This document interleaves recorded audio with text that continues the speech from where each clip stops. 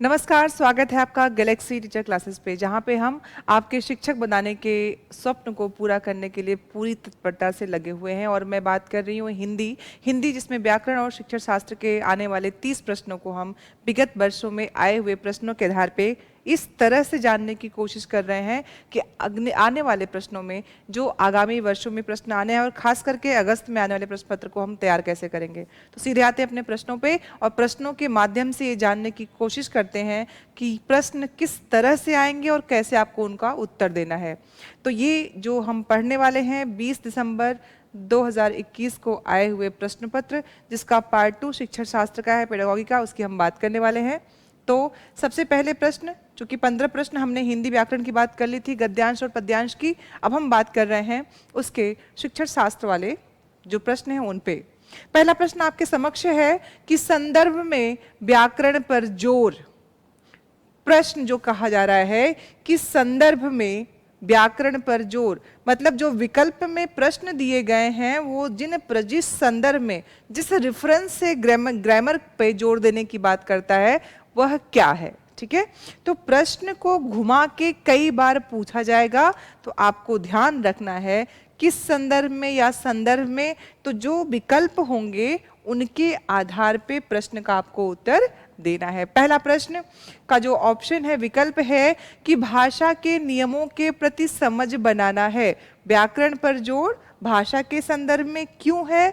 क्यों? पहला ऑप्शन कह रहा है आपसे कि भाषा के नियमों के प्रति समझ बनाना, दूसरा भाषा के नियमों को कंठस्थ करना, तीसरा विषय वस्तु का अनुवाद करना है, और तीसरा नियमों का अति सामान्यीकरण करना।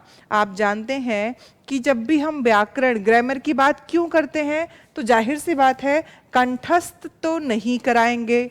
मैं हमेशा कहती हूँ जब भी प्रश्न का उत्तर दीजिए तो जो नहीं हो सकते हैं पहले उन्हें कट कर दीजिए, इरेज कर दीजिए। अब इरेज के लिए तो आपके पास कोई ऑप्शन है नहीं, लेकिन हम प्रश्न पत्र पे पेंसिल से उसको अलग कर सकते हैं कि ये उत्तर तो नहीं होगा। विषय वस्तु का अनुवाद बिल्कुल नहीं। विषय वस्तु के अनुवाद के लिए दूसरी भाषा की जरूरत होती है, हिंदी से इंग्लिश, इंग्लिश से फ्रेंच, फ्रेंच से संस्कृत, संस्कृत से किसी और भाषा, अनुवाद अलग होता है। यहाँ पे ग्रामर की बात हो रही है, व्याकरण की बात हो रही है। फिर कह रहे हैं नियमों का अति सामान्यीकरण, बिल्कुल नहीं, व्याकरण भी तो नियम है, तो ये भी हमारा विकल्प नहीं होगा। तो आपका उत्तर आपके समक्ष आ गया। हमें प्रश्नों में उस प्रश्न के विकल्प में सबसे सही ढूंढना है, तो सही ढूंढने के लिए गलत को इरेज करना जरूरी है। आपने किया और आपका पहला उत्तर भाषा के नियमों के प्रति समझ बनाना है। भाषा के संदर्भ में व्याकरण पे जोर इसलिए दिया जाता है जिससे बच्चों को भाषा के नियमों के प्रति समझ पैदा हो। भाषा यहाँ नहीं आई, लेकिन व्याकरण की ही भाषा की ही व्याकरण होता है, तो संदर्भ उसी का है। तो आपका प्रश्न क्या हो जाएगा? 16वें का सही उत्तर ए हो जाएगा। दूसरा प्रश्न बच्चों आपके सामने है कि उदाहरण से सामान्यीकरण की यात्रा है। अब आगमन, निगमन, उपदेशात्मक या प्रत्यक्ष, जब हम किसी बात को उदाहरण देते हैं, आप जानते हैं उदाहरणों की जब भी बात होती है तो उदाहरण आपको सिखाते क्या हैं। अब इसमें 4 शब्द देखिए, उदाहरण से सामान्यीकरण की यात्रा क्या होती है? आगमन, निगमन, उपदेशात्मक या प्रत्यक्ष। तो हमें जानना क्या है बच्चों कि आगमन क्या होता है।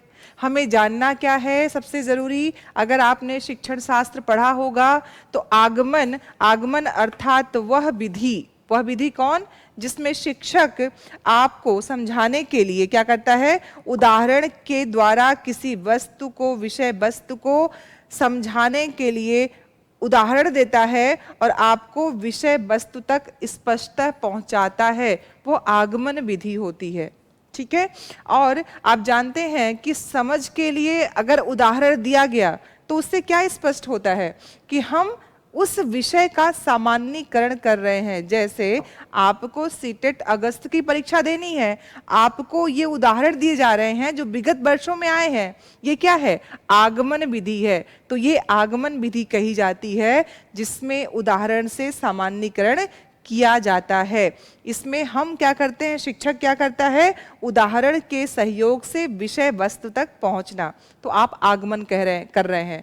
तो निगमन क्या होता है, निगमन भी एक बार स्पष्ट कर लेते हैं। निगमन किसे कहते हैं, कह रहे हैं कि जब हम निगमन में, चूंकि आगमन उदाहरण हो गया, जब हम निगमन में उदाहरणों की संख्या कम कर देते हैं जिससे समय कम नष्ट हो।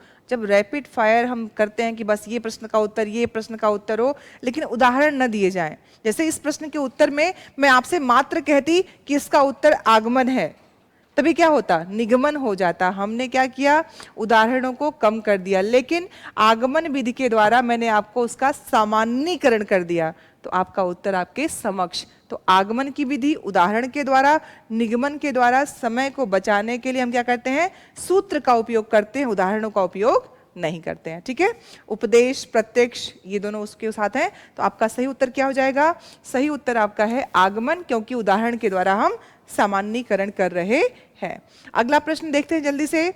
18वां प्रश्न है कि भाषा अधिगम के लिए सामग्री तैयार करने के सिद्धांतों में से एक है, क्या एक है, कि प्रत्येक आयु वर्ग के लिए जटिल सामग्री चुनी जानी चाहिए। अब भाषा अधिगम के लिए सामग्री, तो भाषा के लिए जो पाठ्य सामग्री है उसके सिद्धांत क्या कहते हैं। प्रश्न ये है आपसे, विकल्प में पहला लिखा है प्रत्येक आयु वर्ग के लिए जटिल सामग्री चुनी जानी चाहिए। तो आप जानते हैं कि बिल्कुल नहीं, जटिलता नहीं, सरलता से जटिलता की तरफ जाने की बात, सरल से जटिल, तो पहले जटिल तो बिल्कुल नहीं आएगा, तो हम इसको कट कर देंगे। सामग्री औचित्यपूर्ण तरीके से स्तरानुसार होनी चाहिए। फिर है किसी भी प्रकार की सामग्री चुनी जा सकती है। फिर आपका ऑप्शन आपसे कह रहा है कि सामग्री छोटी तथा सीमित होनी चाहिए। अब जब हम बात कर रहे हैं भाषा अधिगम, बात कर रहे हैं उसकी सामग्री तैयार करने के सिद्धांत, तो ये छोटा और सीमित कोई मतलब ही नहीं है इसका। ठीक है, क्योंकि भाषा के अधिगम में छोटा क्या करेंगे, जितना उसके अधिगम के सिद्धांत है वो तो पूर्णता होने चाहिए, तो ये ऑप्शन नहीं होगा। किसी भी प्रकार की सामग्री नहीं चुनी जा सकती, इसलिए ये भी ऑप्शन नहीं है। तो बी ऑप्शन में देखिए कि सामग्री औचित्यपूर्ण, जो उचित हो वही होना चाहिए, तथा स्तरानुसार, स्तर जिसका जिस पे हो, जिस आयु वर्ग के साथ उसे सिखाना हो उसके स्तर के अनुसार। तो आपका सही उत्तर आपके समक्ष आ जाएगा। देख रहे हैं आप लोग कि आप अपने तैयारी से, अपनी समझ से प्रश्नों का उत्तर निकाल रहे हैं, मुझे वो बताने की जरूरत नहीं हो रही है। तो ये ध्यान रखना है कि प्रश्न को बहुत ही ध्यान से पढ़ना होता है। 19वां प्रश्न है कि भाषा अर्जन होता है जब बच्चे को व्याकरण के नियम पढ़ाए जाते हैं। दूसरा, बच्चे को पुरस्कार या दंड दिया जाता है। तीसरा, बच्चे को भाषा के अवसर मिलते हैं। और चौथा लिखा है कि बच्चा बिना सचेतन ध्यान के भाषा ग्रहण करता है। भाषा अर्जन होता है जब, अब प्रश्न क्या था कि भाषा का अर्जन बच्चे में कब होता है, और आपके विकल्पों में जो जो बातें की गई हैं उसमें से सबसे सटीक बात कौन सी है। तो भाषा अर्जन कब होगा, आप कोई चीज कैसे, मैं आपको जो सिखा रही हूं वो अर्जित कैसे हो रहा है, क्योंकि क्लास का अवसर मिला, तो बच्चा भी तो ऐसे ही सीखेगा। तो हम उस उत्तर तक तुरंत पहुंच जाएंगे अपने सही तर्क के द्वारा। तो भाषा अर्जन तब होगा जब उसका अवसर होगा, तो ये भी नियम पढ़ाए जाते ही हैं, उससे अर्जन का कोई मतलब नहीं है। पुरस्कार दंड भाषा अर्जन में कार्य नहीं करती है। बच्चा बिना सचेतन ध्यान, आप जानते हैं भाषा शिक्षण में कोई भी नकारात्मक शब्द कभी विकल्प में आपका उत्तर नहीं बनेंगे, ये आपको ध्यान देना है। तो बच्चे को भाषा के अवसर मिलते हैं, आपका सही उत्तर हो जाएगा। नेक्स्ट क्वेश्चन 20वां देखते हैं जल्दी से। 20वां प्रश्न है कि जब बच्चे को कविता सुनाने के लिए कहा जाता है, यह शिक्षक को उसके, अब डैश लिखा है कि आकलन में सहायता करता है। साहित्य का ज्ञान बिल्कुल नहीं, बच्चे से हम साहित्य के ज्ञान की उम्मीद थोड़ी ना करेंगे। बच्चा है और बच्चे को कविता सुनाने की बात की जा रही है, तो साहित्य के ज्ञान को नहीं जांचना है। तो ये वाला प्रश्न उत्तर आपका बिल्कुल सही नहीं होगा। बोलने में निपुणता, अभिनय के गुण, अवबोधन, इसमें से सही उत्तर क्या होगा, ये आपको ध्यान देना है। अब बोलने में निपुणता के लिए वो कुछ और भी तो कर सकता है, सिर्फ कविता ही नहीं है। हम उससे प्रश्नोत्तरी, वाद विवाद और भी कुछ संवाद, एंकरिंग या कुछ भी ऐसा कर सकते हैं। तो ये भी नहीं होगा, निपुणता तो उसको आ ही रही है। लेकिन अवबोधन जो है, तो ये उत्तर नहीं है, ये नहीं है, अवबोधन सही हो जाएगा। उसकी क्या होती है, जो सीखने का जो बच्चे में सीखने की प्रवृत्ति होती है, उसके क्षमता के साथ साथ वो बढ़ती है, ज्ञान उसका बढ़ता है। तो अवबोधन इसका सही उत्तर हो जाएगा। अगला प्रश्न देखते हैं जल्दी से बच्चों। 21वां प्रश्न, मानस मंथन, ब्रेनस्टॉर्मिंग का क्या अर्थ है। अब इसमें आपको ध्यान देना है कि जो प्रश्न है वो ब्रेनस्टॉर्मिंग की बात की गई। तो पहला ऑप्शन, विषय से संबंधित विचारों के प्रति सजगता, कुछ मानसिक क्रियाएं, कुछ समझने के लिए प्रयास, मस्तिष्क को कुछ प्रकार के उद्दीपन देना, मानस मंथन। तो अब क्योंकि ब्रेनस्टॉर्मिंग का जो अर्थ पूछा गया है उसमें सजगता नहीं, क्योंकि इसमें एक कार्य आपके ये उद्दीपन की बात है। तो विषय से संबंधित विचारों पर सजगता तो बच्चों को पढ़ने और पढ़ाने पाठ्य पुस्तक से आती, तो ये नहीं होगा। मानसिक क्रियाएं, ये नहीं होगा। प्रयास नहीं होगा। ये होगा मस्तिष्क को कुछ प्रकार के उद्दीपन देके उसमें सिखाने की, सीखने की प्रवृत्ति को पैदा करना। तो आपका सही उत्तर हो जाएगा डी, ब्रेनस्टॉर्मिंग का। ठीक है। अगला है आपका प्रश्न कि निम्नलिखित में से कौन सी अवधारणा भाषा शिक्षण के विषय में गलत है। अवधारणाएं तीन, जो 4 विकल्प लिखे हुए हैं उसमें से 3 सही हैं और एक उत्तर आपका गलत है। पहला देखिए कि शिक्षार्थी वास्तविक परिस्थितियों में भाषा प्रयोग के प्रयास द्वारा भाषा अर्जित करते हैं। शिक्षार्थी वास्तविक परिस्थितियों में क्या कर रहे हैं, भाषा प्रयोग के प्रयास द्वारा भाषा अर्जित करते हैं, पहला विकल्प। दूसरा है शिक्षार्थी की प्रथम भाषा सीखने में महत्वपूर्ण भूमिका निभाती है। तीसरा है कि भाषा शिक्षण का ध्यान संप्रेषणात्मक गतिविधियों पर होना चाहिए। और डी है भाषा शिक्षण में बोलने की जगह लेखन को महत्व देना चाहिए। अब प्रश्न क्या था, प्रश्न में था कि गलत है। हमेशा मैं कहती हूँ कि प्रश्नों के रूप को पढ़ना है कि उसके नेचर में क्या है, प्रश्न पूछा क्या गया है। अब उसमें निम्नलिखित में कौन सी अवधारणा भाषा शिक्षण के लिए गलत है, अर्थात 3 जो अवधारणाएं होंगी वो सही होंगी। आपको गलत अवधारणा पहचाननी है उन चारों में से एक को। तो पहला, चूंकि हम जानते हैं कि बच्चे जब वास्तविक परिस्थितियों को पाते हैं तो वो सीखते हैं, उसमें क्या होता है, भाषा प्रयोग भाषा अर्जन में कार्य करती है, मिलता है।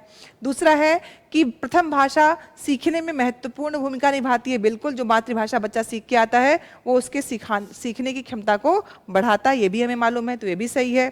फिर है कि भाषा शिक्षण का ध्यान संप्रेषणात्मक गतिविधियों पर होना चाहिए, बिल्कुल होना चाहिए। तो हमारा सही उत्तर क्या हो जाएगा, डी, कि बोलने की जगह लेखन को महत्व नहीं दे सकते। हम किसी एक में दूसरे की तुलना में कम और ज्यादा नहीं कर सकते। तो हमारे 22वें प्रश्न का सही उत्तर हो जाएगा डी। 23वां प्रश्न है आपका कि किसी पाठ या अवधारणा विशेष के अंत में आयोजित की जाने वाली परीक्षा क्या कहलाती है। इसमें है निदानात्मक परीक्षा, श्रेणी हेतु परीक्षा, उपलब्धि परीक्षा या स्मृति परीक्षा।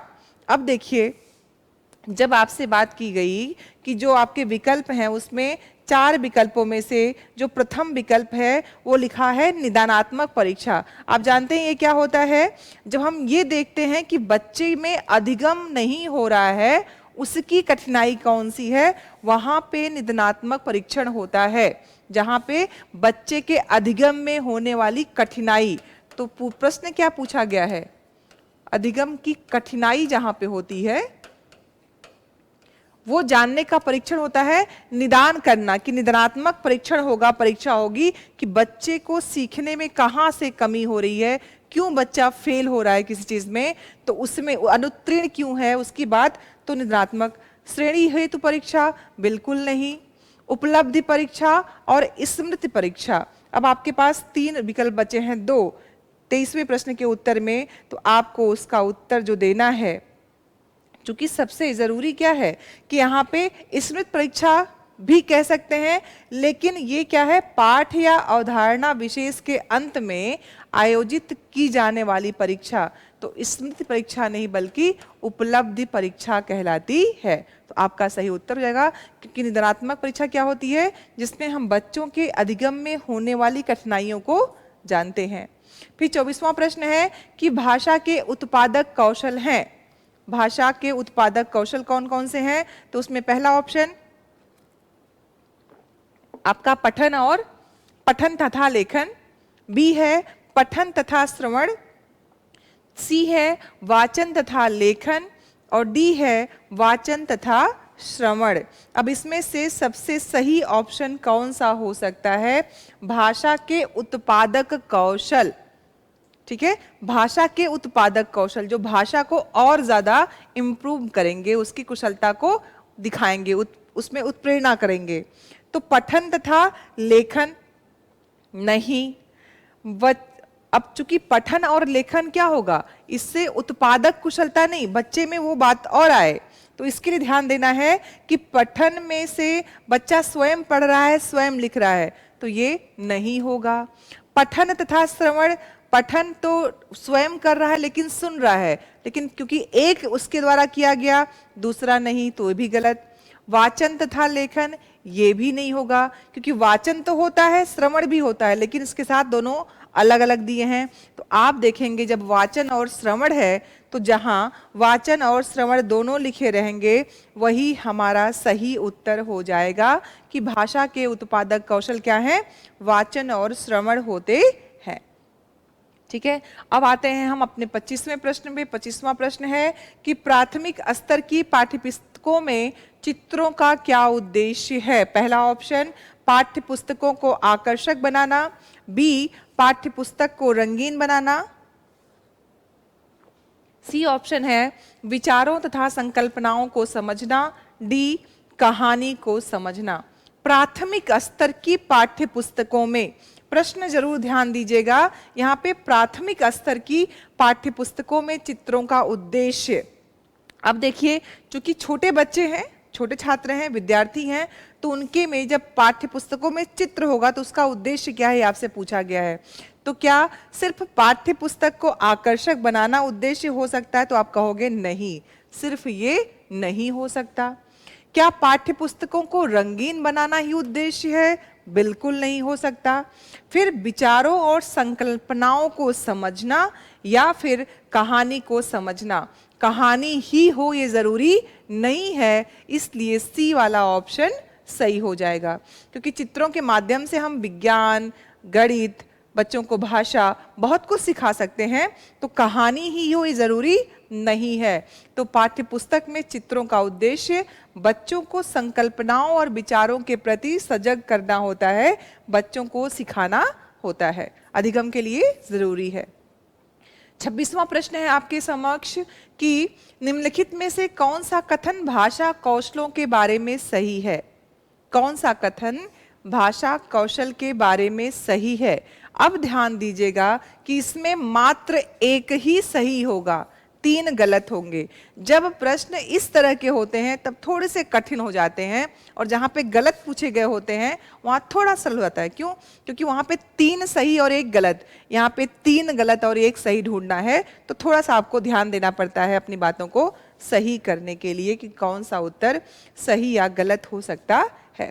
पहला पढ़ते हैं कि विद्यालयों को कोई, बच्चों एक चीज सबसे पहले ध्यान रखिएगा, जहां पे इस तरह के शब्द आए हों, केवल, है ना, नकारात्मक शब्द जिस भी विकल्प में हो, आपको ये मान लेना है कि ये उत्तर हो सकता है कि सही ना हो, क्योंकि बच्चों के अधिगम में केवल, परंतु, किंतु इस तरह के शब्द या यही होगा, ऐसे कोई शब्द नहीं होते हैं। तो लिखा है कि विद्यालयों को केवल पठन तथा लेखन कौशल पर ध्यान देना चाहिए, क्योंकि श्रवण तथा वाचन कौशल स्वतः ही आ जाता है। बिल्कुल नहीं, ये तो बिल्कुल नहीं हो सकता है कि बच्चे वाचन भी करके अपने भाषा कौशल को बढ़ाते हैं, तो ये विकल्प नहीं होगा। फिर है कि भाषा कौशलों को श्रवण, वाचन, पठन तथा लेखन के उचित क्रम में पढ़ाना चाहिए। अब दूसरा ऑप्शन है कि सभी भाषा कौशल अंतः संबंधित हैं तथा शिक्षण अधिगम प्रक्रिया में इन्हें एकीकृत किया जाना चाहिए। चौथा है भाषा के नियम लक्ष्य भाषा को दिए जाने वाले अवसरों से अधिक महत्वपूर्ण है। अभी पहला आपका गलत ही था। दूसरा देखते हैं कि उचित क्रम में पढ़ाने की जरूरत भाषा कौशल के लिए नहीं होती है। हो सकता है कि श्रवण, वाचन, पठन तथा लेखन के क्रम को हम बदल दें। जरूरी नहीं है कि वो श्रवण वाचन, वाचन श्रवण पठन लेखन भी आ सकता है, तो ये उचित क्रम में होना जरूरी नहीं है। फिर है डी वाला ऑप्शन कि भाषा के नियम लक्ष्य भाषा को दिए जाने वाले अवसरों से अधिक महत्वपूर्ण है। बिल्कुल नहीं, अधिक, केवल, बिल्कुल ऐसे वह शब्द आपके भाषा अधिगम में नहीं होने चाहिए। तो आपका सही उत्तर सी आ जाएगा कि सभी भाषा कौशल अंतः संबंधित होते हैं, एक दूसरे से जुड़े होते हैं, इसीलिए उनको एकीकृत किया जाना चाहिए। सही विकल्प आपका हो जाएगा। 27वां प्रश्न है कि निम्नलिखित में से कौन सा कथन गृह कार्य के संबंध में सही है? एक कथन सही होगा। पहला देखते हैं कि गृह कार्य अभिभावकों को सम्मिलित करने का सर्वश्रेष्ठ तरीका है। क्या ये ऑप्शन हो सकता है? मैं हर बार आपसे कह रही हूं कि ऐसे ऑप्शन ध्यान रखने हैं कि जो सबसे ज्यादा सही के निकट हो, क्योंकि बच्चों का अभिभावकों से इंटरेक्शन और उनको जानकारी, ये दोनों चीज अधिगम के जो रूप है उसको बढ़ाती हैं। दूसरा देखते हैं कि गृह कार्य पढ़ाई गई संकल्पनाओं का विस्तार तथा अभ्यास होना चाहिए। सी है प्रत्येक शिक्षक को शिक्षार्थियों को प्रतिदिन कुछ गृह कार्य देना चाहिए। शिक्षक देता ही है। गृह कार्य शिक्षार्थियों को व्यस्त रखने का एकमात्र साधन है। बिल्कुल गलत। अब इन दोनों में से देखते हैं कि गृह कार्य का कथन कौन सा सही है, किसके लिए? बच्चों के लिए। कि गृह कार्य पढ़ाई गई संकल्पनाओं का विस्तार तथा अभ्यास, ये जरूरी नहीं है। तो दूसरा, इससे हम बच्चों के साथ अभिभावकों को जोड़ सकते हैं। ये सर्वश्रेष्ठ तरीका है अभिभावक को बच्चों से, शिक्षक से जोड़ने का तरीका। तो आपका सही उत्तर 27 का 27 प्रश्न का ए हो जाएगा। देखते हैं जल्दी से, भाषा अधिगम में पाठ्य पुस्तकें क्या हो सकती हैं? भाषा के शिक्षण में एक, चूंकि आप जानते हो भाषा शिक्षण में जो पाठ्य पुस्तकें हैं वो साधन और साध्य दोनों होती हैं। अब उस विकल्प में देखते हैं कि क्या है। एकमात्र साधन है, एक महत्वपूर्ण संसाधन है, महत्वपूर्ण नहीं है, आखिरी संसाधन है। सही उत्तर मुझे लगता है बहुत से बच्चे इसमें एकमात्र भी लगा देंगे और कुछ एक महत्वपूर्ण लगा देंगे। ये दोनों ऑप्शन पे तो आप लोग नहीं जाओगे, लेकिन अब आपको देखना है कि इन दोनों में से कौन सा सबसे ज्यादा सही उत्तर है। तो एक महत्वपूर्ण शब्द साधन संसाधन है। एकमात्र शब्द, मैंने कहा ना, आपको याद रखना है कि नकारात्मक प्रश्नों के रूप के शब्दों को उसमें नहीं आना चाहिए। तो 28वें प्रश्न का सही उत्तर बी हो जाएगा।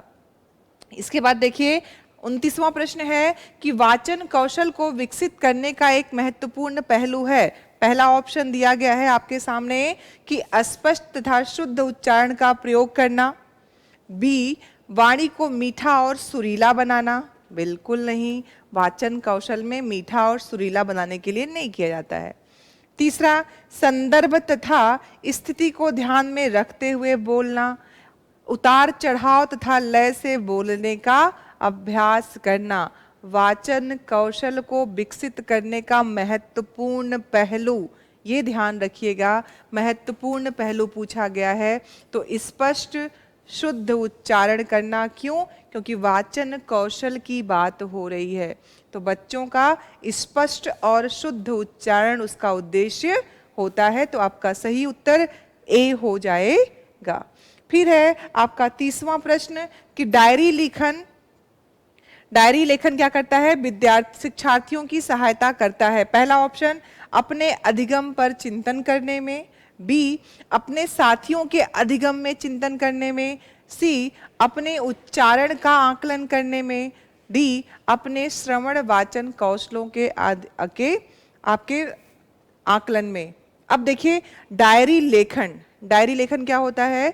जो डायरी में आपकी दिनचर्या होती है, स्कूल की दैनंदिनी जो होती है, उसमें क्या करते हैं, बच्चों से पूरे दिन के आकलन को, दिन भर और अगले दिन की दिनचर्या में उसके गृह कार्य में क्या क्या है उसकी बात होती है। तो अब देखिए इसमें क्या क्या है, इसमें जो क्या अपने साथियों के अधिगम में चिंतन करने में? तो बिल्कुल नहीं, ये ऑप्शन तो बिल्कुल नहीं हो सकता है। तो आपको अपने प्रश्न के उत्तर में सबसे पहले गलत वाले विकल्पों को दूर करना है, इरेज करना है, जिससे सही उत्तर आपको मिलते रहें।